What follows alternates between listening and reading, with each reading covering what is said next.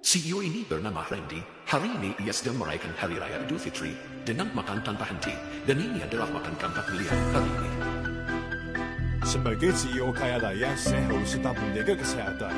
Kayaknya ini saatnya cek kesehatan deh. Saya ke platform Jen. Oh iya, katanya puskesmas Bulan Sari pelayanannya bagus. Oke, mari kita buktikan.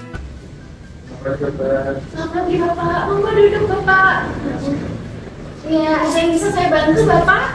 Saya selama lebaran ini sering makan banyak kan ke rumah saudara segala macam, terus makan rendang, makan soto, makan opor, dan itu kan makan agak sehat gitu ya.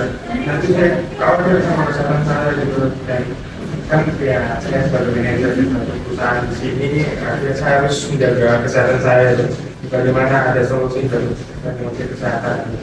Oke, baik. Nah, kalau gitu saya sarankan Bapak untuk cek lab dulu ya. Sebelumnya apakah Bapak sudah berpuasa? Sudah dokter. Nah, kalau kita terlalu banyak konsumsi makanan yang bersantan, berlemak, tinggi gula, asin, itu bisa meningkatkan resiko terjadinya kadar kolesterol meningkat, gula darahnya naik, bahkan bisa sampai tekanan darahnya naik. Nah, gejala apa saja sih yang perlu kita waspadai? Misalnya pusing, mudah lelah, nyeri dada, bahkan ada yang tidak bergejala sama sekali. Nah, maka dari itu pentingnya kita untuk melakukan pemeriksaan seperti cek kolesterol, gula darah, tekanan darah, dan lain sebagainya. Kenapa dok kalau kolesterol meningkat? Nah, kenapa kalau kolesterol meningkat? Jadi, kolesterol itu adalah lemak yang ada di dalam darah. Jika lemak ini menyumbat pembuluh darah, maka aliran darah akan menjadi tidak lancar sehingga bisa menyebabkan serangan jantung dan juga stroke. Kalau gula darah meningkat, kenapa dok?